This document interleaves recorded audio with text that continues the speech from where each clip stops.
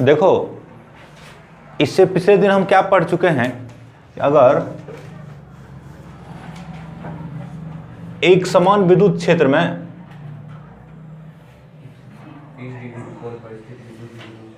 वो प्रश्न था, एक समान विद्युत क्षेत्र में एक द्विध्रुव को रख देते हैं, यहाँ प्लस क्यू है, यहाँ माइनस क्यू है ना, तो इस पर ई हमारा ई इधर है, तो इस पर बल इधर लगता है और इस पर बल इधर लगता है, नहीं, इसके कारण ये घूमने लगता है। तो जिसके कारण घूमने लगता है उसको टॉर्क बोलते हैं। घुमाने वाला कौन है? टॉर्क, आघूर्ण नहीं। टॉर्क के कारण क्या होता है? घूमता है।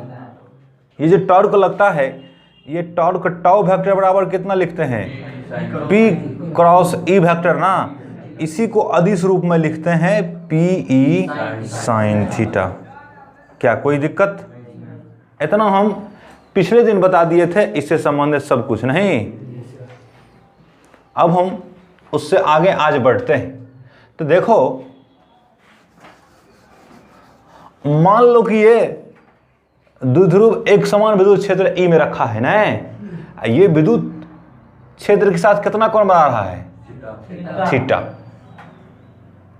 ऐसा पिछले दिन भी था, विद्युत क्षेत्र के साथ कितना कोण बना रहा है? थीटा। तब हमको निकालना है कि इसका अस्थितिज ऊर्जा कितना होगा, पोटेंशियल एनर्जी इसका क्या होगा, उसका व्यंजक आज निकलना है ना। तो हमको निकालना है एक समान विद्युत क्षेत्र में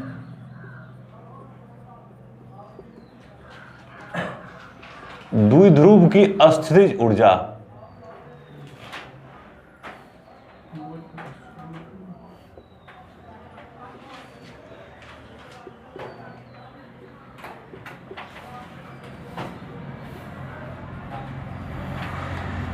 Potential energy of a dipole in uniform electric field.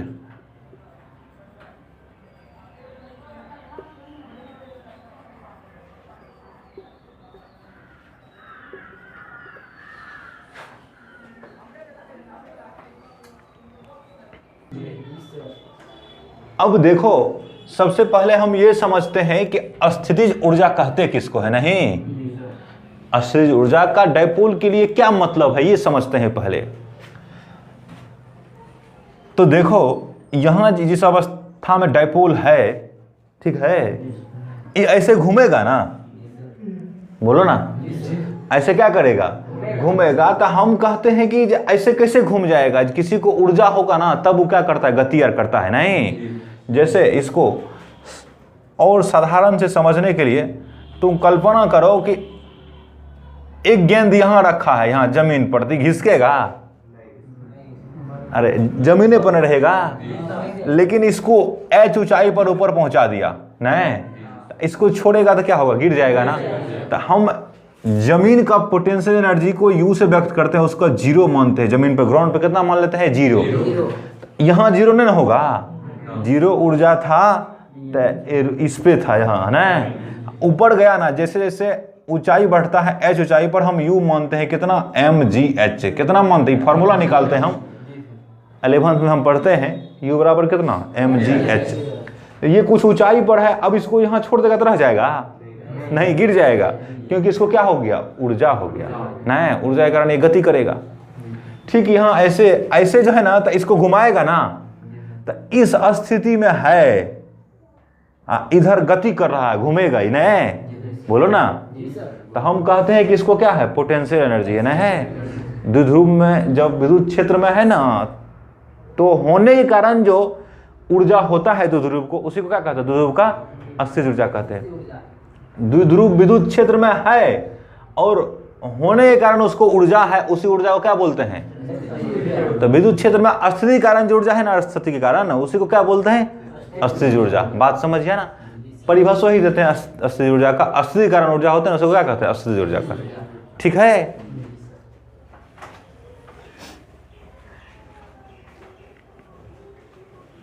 तो अब हम इसको देखते हैं। माना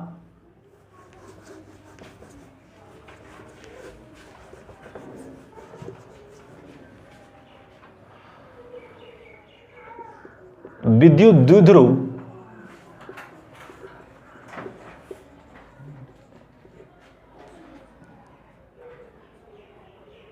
विद्युत क्षेत्र के साथ थीटा कोण पर है, कितना कोण पर? विद्युत क्षेत्र के साथ थीटा कोण बनाता है, के साथ थीटा कोण बनाता है। तो द्विध्रुव पर टॉर्क, विद्युत द्विध्रुव पर बल आघूर्ण कितना होगा?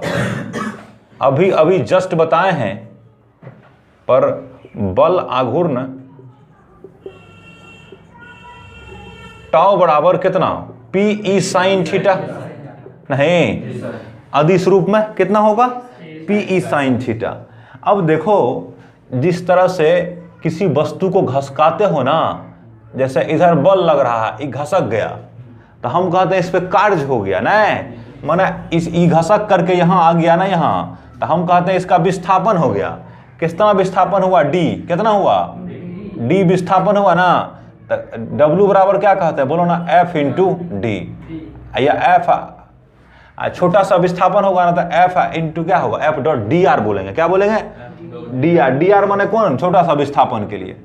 तो जब स्थानांतरी गति होगा, स्थान चेंज करेगा, तो जो बल लगाते हैं, बल उसको उसके विस्थापन से क्या करते हैं? डॉट कर देते हैं ना। सीधा भाषा में कह देगा, अगर सरल रेखा पे तो गुना कर देते हैं। ठीक है, ये जो ऐसे घूम रहा है, समझ गया कि ना? ये घूम रहा है ना, तो इस पे कितना कार्य होगा उसके लिए क्या करेंगे? देखो, मैकेनिक्स में जो फोर्स होता है ना, माने स्थानांतरी गति में जो फोर्स होता है, वही घूर्णी में टॉर्क का काम करता है। हम बोले टॉर्क क्या करता है? घुमाता है। बल क्या करता है? धकेलता है। नहीं, तो ये घुमाने में कौन चीज चेंज होता है? कौन ना। कोई चीज अगर घूम रहा है तो उसमें क्या चेंज होता है? कौन। नहीं, तो इतना टॉर्क लग रहा है ना जी, यदि द्विध्रुव को, इसी को थोड़ा सा इधर कर दिया, डेल्टा थीटा से विस्थापित कर दिया, कितना से? यहां ला दिया, ये माइनस क्यू है, ये कितना है? Plus Q. ये कितना विस्थापित किया है? डेल्टा थीटा से। यदि द्विध्रुव को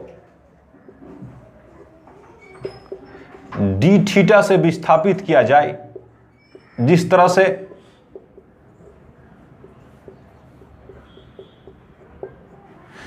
इसको डी आर से किए, नहीं तो किया गया कार्य कितना होगा? W बराबर होगा टॉ इंटू कितना? बोलो, डी थीटा। जिस तरह से यहां लिखे हैं कौन चीज? F into D R. नहीं, F के बदले टॉ और डी आर के बदले क्या? D theta. इसमें तो घूमना है कौन? नहीं, ये घुमाने वाला बल है ना, है ये जितना घुमा है वो है। ठीक है, तो ये क्या हो जाएगा जी? यहां से देखो ना, टॉ ई बराबर तो कितना होगा? पी ई साइन थीटा और डी थीटा। बोलो ना। अच्छा, डी थीटा ने घुमाया है, बोलो ना, तो कितना कार्य होगा? डी डब्ल्यू होगा ना, डी डब्ल्यू। अब हम इसको क्या मान लेते हैं कि थीटा 1 से थीटा 2 तक घुमा दिया। किसको? डायपोल को। है, यदि द्विध्रुव को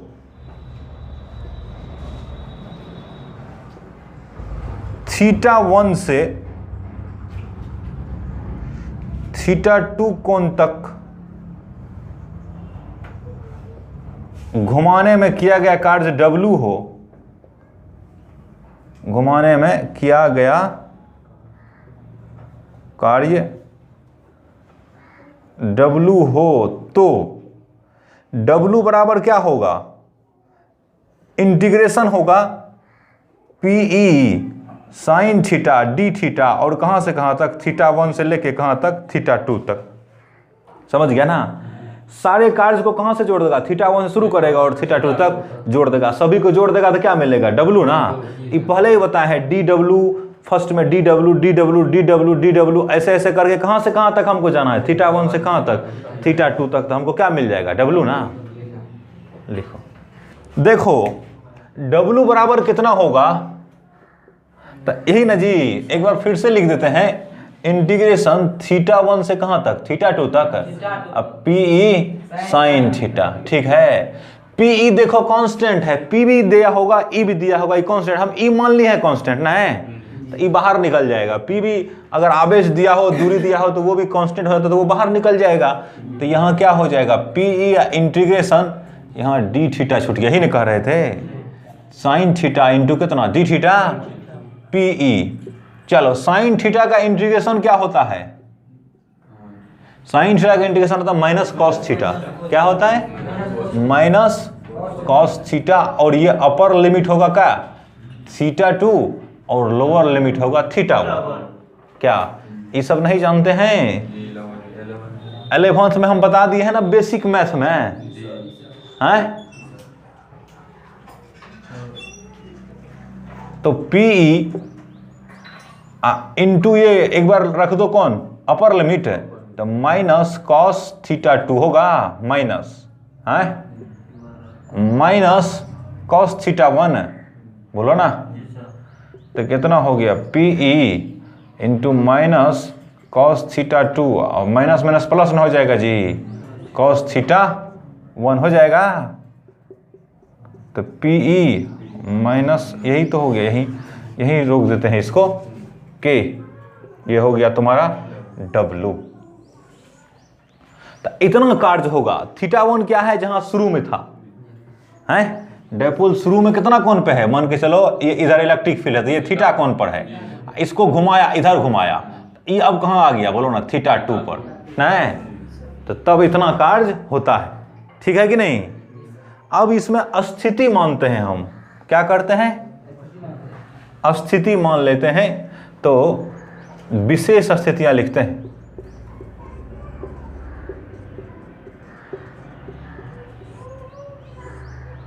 स्पेशल केसेस,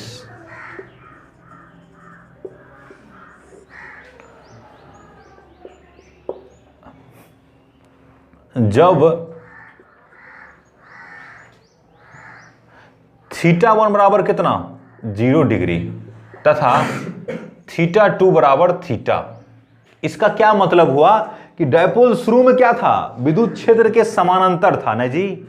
थीटा 1 0 होगा, एन थीटा 1 है, तो इसका मतलब शुरू में डायपोल कैसे था, माइनस क्यू प्लस क्यू ना, इधरे क्या था, ईओ था ना। तब इसको कुछ देर के बाद इसको घुमाया, तो घुमा के कैसे किया, ऐसे ना, बोलो ना। तो अभी कितना कोण हो गया, थीटा कोण हो गया, क्या समझ रहा है ना। तो ऐसा करने पे क्या होगा, तो इसी में रख दो सब, तो W बराबर हो जाएगा कितना, तो P E into minus cos theta 2 के बदले कितना, थीटा, प्लस कॉस थीटा 1 के बदले कितना, 0 डिग्री, बोलो ना। तो कितना होगा, पी ई इंटू कितना, minus cos theta plus cos 0 का मान कितना होता है, 1, तो बराबर पी ई इंटू कितना होगा, 1 माइनस कॉस थीटा होगा, बोलो ना जी। ऐसा होगा प्रथम स्थिति में, है ना। दूसरा स्थिति भी देख लेते हैं, जब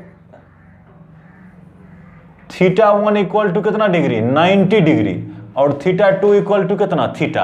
अब की बार 90 डिग्री को होबे करेगा, समझ गया ना। अब बाद में आएगा कौन पे, थीटा पर, 90 शुरू करेगा तब आएगा थीटा पर है। तो ऐसी स्थिति में W क्या होगा, तो देखो W बराबर यहां ना लिखेगा, पी ई इंटू कितना है, माइनस कॉस थीटा ना जी, माइनस कॉस थीटा 2, अब माइनस कितना होगा, प्लस ना है कॉस थीटा 1। इसी में क्या करेगा, थीटा 1 कितना रखेगा, 90, तो पी ई इंटू कितना रख दो, माइनस कॉस थीटा 2 और थीटा ना, अब प्लस कॉस थीटा 1 बराबर कितना, 90, तो कॉस 90, तो कितना हो जाएगा, P into minus cos theta plus 0 ना, तो कितना हो जाएगा, बोलो P E minus cos theta ना जी, तो बराबर कितना हो जाएगा, minus P E cos theta, बोलो ना। इसी को लिखते हैं क्या, minus P dot E, P dot E नहीं लिखेगा, P dot E, P dot E बराबर क्या होता है, पी ई कॉस थीटा, ऐसा हो जाएगा। चलो देखो जी, ये जो निकाले हैं ना, ये कौन चीज निकाले हैं, द्विध्रुव को घुमाने में ना θ1 कोण से θ2 कोण तक घुमाने में द्विध्रुव को कितना कार्य किया गया ना, वही निकाले हैं। इसको देखते हैं पहले। तो देखो, मान लो कि ऐसा है द्विध्रुव पहले, ठीक है, θ1, अब बाद में कैसा हो गया, ऐसा ना, ये माइनस क्यू, ये प्लस क्यू, ये भी माइनस क्यू, ये प्लस क्यू, ये कोण कितना हो गया, θ2। तो देखो जितना कार्य करते हैं ना, कितना है किए है ना डायपोल पर, वही उसका अस्थितिज ऊर्जा हो जाता है। जैसे गेंद को अगर चाहे वस्तु को जमीन से उठाने में, यहां से यहां तक ले जाने में, h ऊंचाई तक ले जाने में जो कार्य करते हैं वो होता है mgh, एजेंट जो काम करता है, माने बाहरी कर्ता जो काम करता है, वो होता है कौन चीज, mgh। यही उसका अस्थितिज ऊर्जा हो जाता है, जिसको हम लोग U से व्यक्त करते हैं। तो इसको घुमाने में कितना कार्य बाह्य कर्ता द्वारा, इतना, W बराबर इतना, यही क्या हो जाएगा इसका, बोलो ना, अस्थितिज ऊर्जा हो जाएगा, जितना इस पर कार्य किए हैं। बात क्लियर है? यही क्या बन जाएगा, अस्थितिज ऊर्जा। इसमें भी ये भी तो स्पेशल केस है ना, अस्थितिज ऊर्जा का क्या है, स्पेशल केस है, जब कौन कुछ इस तरह से रहे, जैसे ऊपर में हम शर्त मान चुके हैं। तो ये हमारा मेन, हमारा ये निकलेगा अस्थितिज ऊर्जा का, क्या समझ रहे हैं ना बात, ये हमारा मेन होगा। ये इसी को यूज करते हुए हम प्रश्न बना लेंगे, ठीक है। 5 गुना 10 के पावर -8 कूलम मीटर आघूर्ण वाला विद्युत द्विध्रुव,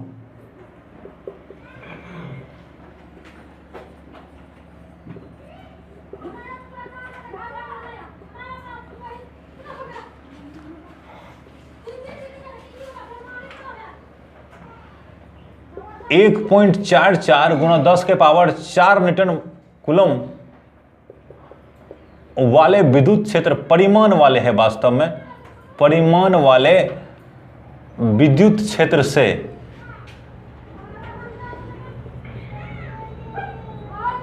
60 डिग्री कोण पर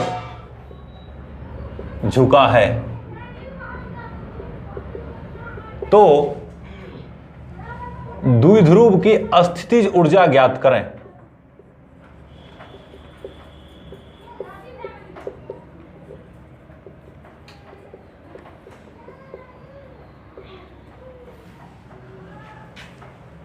देखो जी, इसका हल देखते हैं। अगर फिगर बना लेना तो ज्यादा आसान हो जाता है। तो यहां देखो, इधर हमारा फील्ड मान लेते हैं, नहीं, ये हमारा डायपोल मान लेते हैं, क्या, माइनस प्लस क्यू से कितना, माइनस क्यू ना। तो ये कितना डिग्री कौन है, अरे 60 डिग्री पे लाया है ना। शुरू में मान लो θ1 कितना था, बोलो 0। अरे 0 से कहां पे ले गया, 60 पे, 60 पर। इसका मतलब ये ना हुआ 0 से 60 पर ले गया। तो देखो, सबसे पहले हम देख लेते हैं कि दिया है क्या क्या था, क्या क्या दिया है बताओ। दिया है कौन कौन चीज, P दिया है तुमको, डायपोल मोमेंट दिया है ना 5 गुना 10 के पावर -8 कूलम मीटर, क्या E दिया है, इलेक्ट्रिक फील्ड 1.44 गुना 10 का पावर 4 न्यूटन प्रति कूलम ना। और क्या दिया है, θ2 कहाँ पहुंचा दिया है, 60 डिग्री, और θ1 कितना, 0 डिग्री। तो हमको क्या निकालना है, U ना, अस्थितिज ऊर्जा बराबर वाट करना है, क्या, ठीक है। क्या जानते हो कि हम जानते हैं कि अस्थितिज ऊर्जा बराबर क्या होता है, अभी जस्ट फॉर्मूला खत्म किए हैं। U बराबर होता है PE इंटू माइनस कॉस θ2 और प्लस कितना, कॉस θ1, ऐसा होता है ना। P कितना, 5 गुना 10 के पावर -8 कूलम मीटर ना, 5 गुना 10 के पावर -8 cm गुना E कितना, 1.44 10 के पावर 4 न्यूटन प्रति कितना कूलम इंटू माइनस कॉस θ2 कितना, 60 डिग्री, बोलो ना, θ2 कितना डिग्री, अब प्लस कॉस θ1 कितना, 0 डिग्री, नहीं होगा। तो इस कूलम से कूलम कैंसिल हो जाएगा, 10 के पावर -8 है, 10 के पावर 4, तो -4 नहीं, इसको गुना कर दो इससे, तो इसको करो ना, 4 पंचे 20 है, 4 पंचे 20 है, 2 22 है, अब 5 का 5 है, 2 7 है, गुना कितना 10 के पावर -4, यहाँ cos 60 का मान -1/2, अब प्लस कितना 1, और कुछ बचा है तो 7.2 गुना 10 के पावर कितना 4, ये क्या होगा जी, न्यूटन इंटू मीटर होगा ना, यहाँ लिख देना था क्या, न्यूटन मीटर। तो ये देखो 1/2 में से 1/2 जाएगा 1 में से, तो कितना बचेगा 1/2, बोलो ना जी, अरे 1 में से 1/2 घटेगा, कितना होगा 1/2 बचेगा, इसको काट दो इससे तो कितना होगा 3.6, तो ये कितना होगा 3.6 गुना 10 के पावर -4। न्यूटन मीटर को ही क्या कहते हैं, बोलो जूल कहते हैं, क्या कहते हैं जूल। तो इससे ये भी याद रखना है कि ये क्या निकले, किस में निकलेगा, जूल में निकलेगा, नहीं यही हमारा क्या हो जाएगा आंसर हो जाएगा, नहीं